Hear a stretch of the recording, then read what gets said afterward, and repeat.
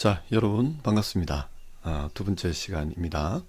이론 구축을 위한 지식에 대해서 구체적으로 이해해 보고자 합니다.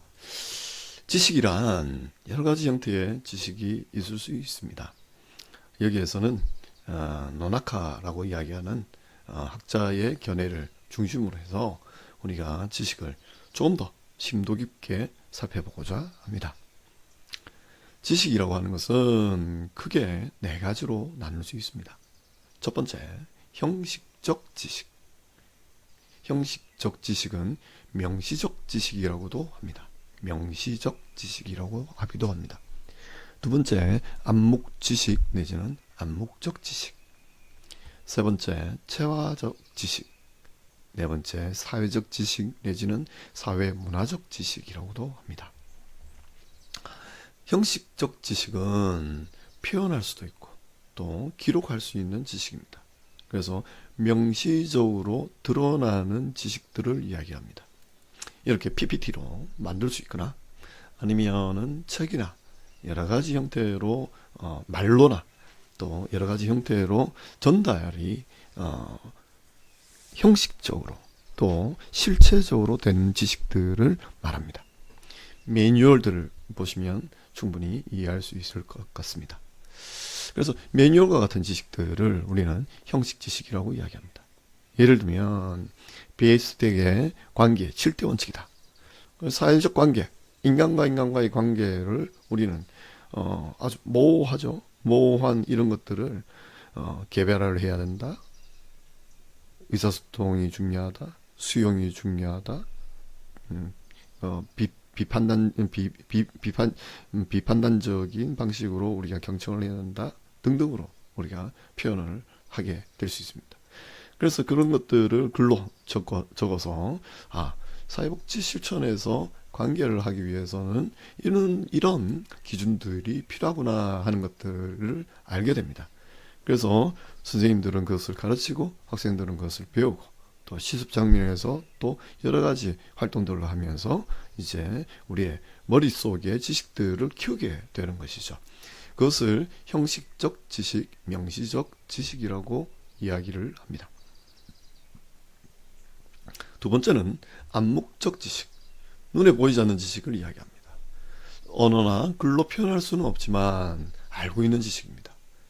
마치 이런 것이죠. 자전거 타는 것과 비슷합니다.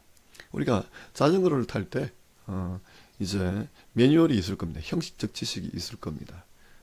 바퀴를 어떻게 굴려야 되면서 또 핸들을 어떻게 조작해야 되는지 그리고 균형을 어떻게 잡아야 되는지에 대해서 말로 많이 표현할 수 있습니다. 그런데 암묵적 지식이라고 하는 것은 어떤 것이냐면 아무리 그걸 이야기를 들어도 실제로 타보게 되면 그 설명문으로 다 자전거를 탈 수는 없지요. 그러다가 한 번은 균형을 잡기 시작합니다. 여러 번의 실패를 거치고 난 다음에 자전거 두 바퀴 자전거 위에서 균형을 잡게 되었을 때 이제 이것은 우리가 이렇게 되는 것이구나 라고 하는 지식이 생기게 됩니다.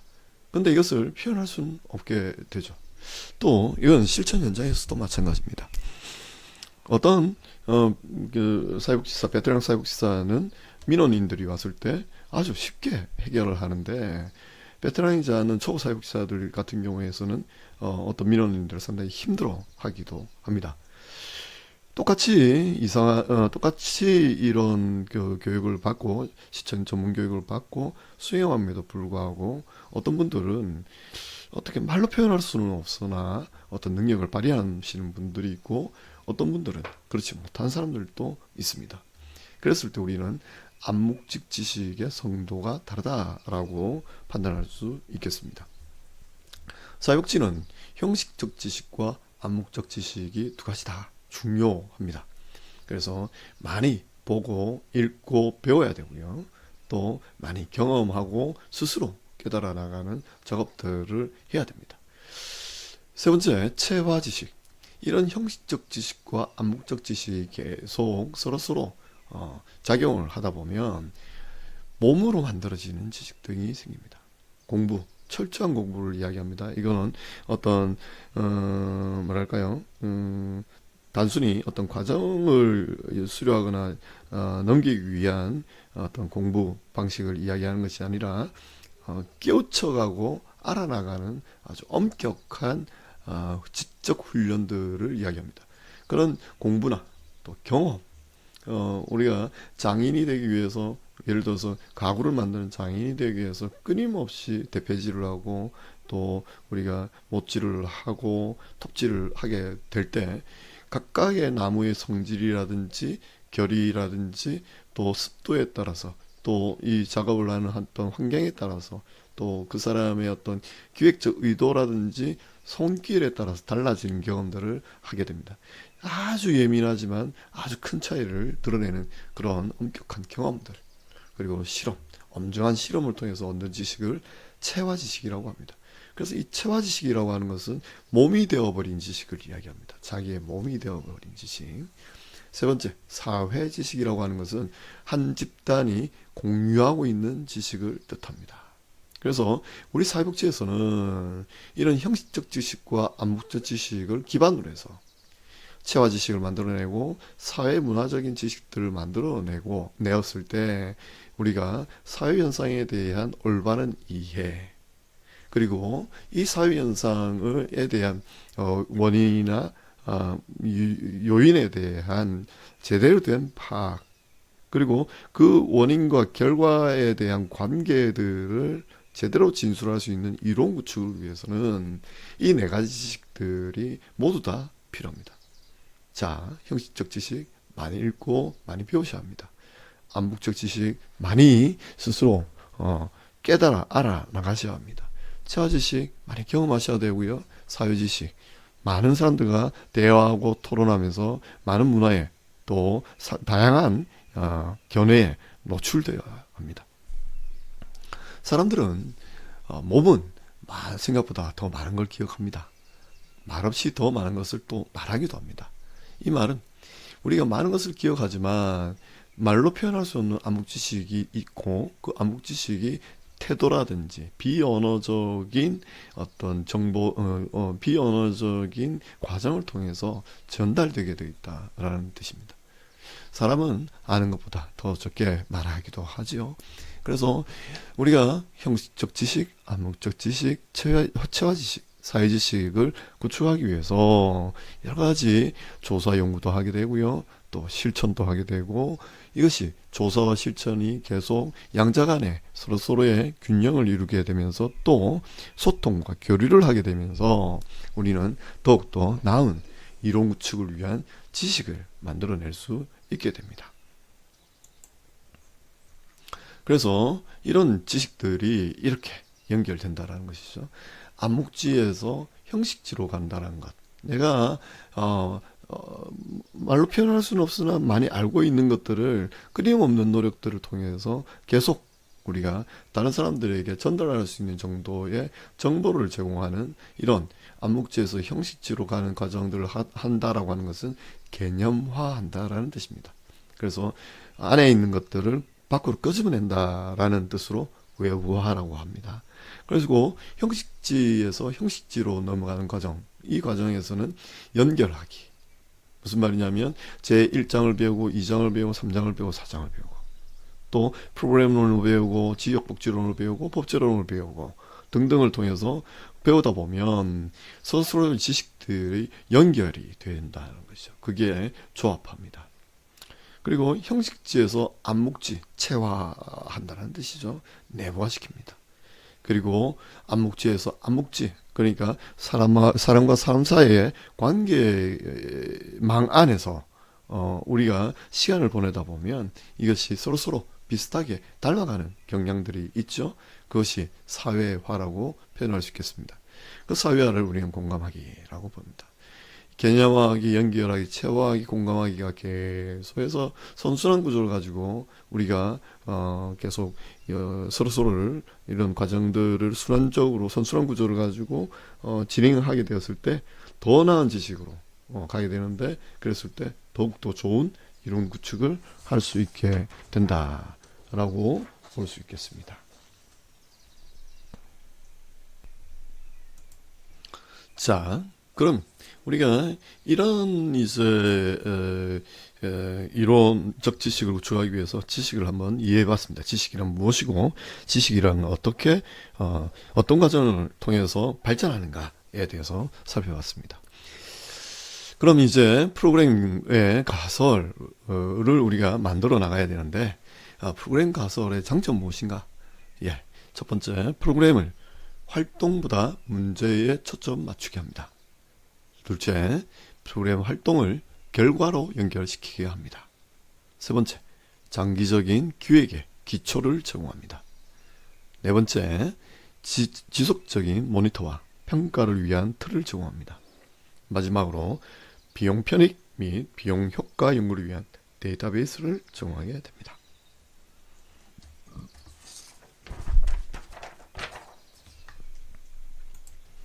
자, 그렇다면 이 프로그램 가설의 개발 과정은 어떤 과정을 거칠까요? 라고 하면 이건 상당히 일반론이기 때문에 그냥 한번 머릿속에 정리만 하시면 되시겠습니다. 상황에 대한 기술을 한다. 기술, 적어 내려간다는 뜻입니다. 그리고 사회 문제에 대한 기술을 한다. 그리고 욕구 사정을 하고 그리고 문제 요인과 대응 방법을 모색한다. 이것을 토대로 해서 우리는 어떤 가설을 만들고 구조화할 수 있다라고 봅니다. 상황도 알아야 되고 사회 문제에 대해서도 이해하고 있어야 합니다. 그 문제가 어떤 욕구를 발생시켰는지도 면밀하게 검토를 하고 검토를 했을 때 이 상황, 사회 문제라고 이야기하는 문제의 요인이 무엇인지를 두루두루 살펴볼 수 있어야 되겠죠. 그리고 어떤 방법이 있을까를 살펴보고 우리가 가설을 방법과 결과를 중심으로 한 가설을 구조화시킬 수 있어야 합니다. 이것이 프로그램 가설의 개발 과정입니다. 자, 이번에는 약간 좀 이론적인 이론을 위한 이론적인 설명인데요. 이 설명을 좀 더 심도 깊게 해보도록 하겠습니다. 자, 이론 구축을 위한 논리법. 첫 번째 연역법, 두 번째 귀납법, 세 번째 가축법 내지는 귀류법이라고도 표현합니다. 자, 인지철학상 우리가 이때까지 어떤 현상에 대한 원인, 그러니까 그 인과성을 설명하는 데 있어서 전통적인 방식이 크게 두 가지가 있습니다. 하나는 연역적 방식이고 두 번째는 귀납적 방식입니다. 연역적 방식이 가장 오래되었고요. 지금도 가장 많이 활용합니다. 두 번째, 귀납적 방식은 연역법에 대해서 대항해서 만들어진 논리 전개 방식입니다. 세 번째, 귀류법 내지는 가축법이라고 하는 것은 연역법과 귀납법이 해결할 수 없는 현실적인 상황을 해결하기 위해서 만들었던 방식입니다. 하나씩 설명하겠습니다. 자, 연역법이라는 논리법은, 연역적 논리법은, 자, 잘 보십시오. 규칙, 사례, 결과라는 순서대로 갑니다. 규칙, 사례, 결과입니다. 규칙이라고 하는 것은 만일 A라면 B다라는 가설을 먼저 세우게 됩니다.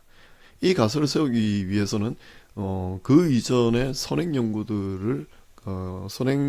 연구를 통한 앞선 이론들을 많이 검토를 해봐야 되겠죠. 그 중에 상당히 타당성 있고 설득력 있는 이론이 있다면 그 이론을 하나 선택을 해서 우리가 먼저 사전 이론 가설을 만들게 됩니다. 그랬을 때 그 사전 규칙을 뜻합니다. 그래서 만일 A라면 B다라는 식입니다. 그래서 예를 들면 고립감이 증가하면 자살 가능성이 높다라는 나름대로 어느 정도 타당한, 상식적으로 타당한 규칙을 먼저 만들어낼 수 있습니다. 이때 규칙은 가설적 규칙입니다. 그랬을 때 사례들을 살펴보게 됩니다. A다. 고립감이 너무 높다. 라는 현상들을 살펴보고 우리가 검증을 하게 됩니다. 사례를 기준으로 해서 사정 규칙을 검증을 한다는 뜻이죠. 살펴보고 그리고 난 다음에 검증을 해보니까 결과가 필연적으로 B가 나오더라라고 알게 되게 됩니다. 그랬을 때 필연적으로 자살 가능성이 높다. 고립감이 높으면 자살 가능성이 높다라는 결과를 이끌어내는 방식입니다. 그래서 가설을 세우고 그리고 난 다음에 사례를 보고 난 다음에 사례를 비교 검증을 하고 난 다음에 어떻게 된다? 결과를 유추해낸다. 라고 해서 연역법, 이끌어낸다라고 해서 연역법이라고 이야기를 합니다. 두 번째, 귀납법입니다. 귀납법은 사례들을 먼저 봅니다. 그리고 그 다음에 결과를 정리합니다. 그래서 사례에 의한 결과에 의한 규칙을 만드는 작업들을 논리적 작업들을 귀납적 논리법이라고 이야기합니다. 그래서 A다라고 하는 거, A-, A1, A2, A3, A4 이런 거, 이 케이스들 다 보니까 다 고립감이 높더라. 결국 B라는 그 결과가 나오더라. 고립감이 높은 사람들 살펴보니까 자살 가능성도 높더라. 라고 하는 것들을 계속해서 반복적으로 살펴봅니다. 언제까지 살펴볼까요? 현실 가능할 때까지 살펴봅니다. 아주 특이한 케이스나 돌연변이가 나타나면 어떻게 해야 될까요? 그러면 귀납적인 논리가 전체적으로 다시 세워지게 됩니다. 그 돌연변이적인 특이한 사례들을 다시 검토하게 됩니다. 상당히 어렵겠죠? 어렵습니다. 완벽한 결론을 만들고자 하는 것이 아니라 귀납법은 필연적인 결론을 요구하는 것이 아니라 현실에 가장 가까운 형태의 결론을 요구하는 겁니다. 그래서 사례를 보고 그 결과를 비교해 봤을 때 규칙을 만들어내는 것이죠.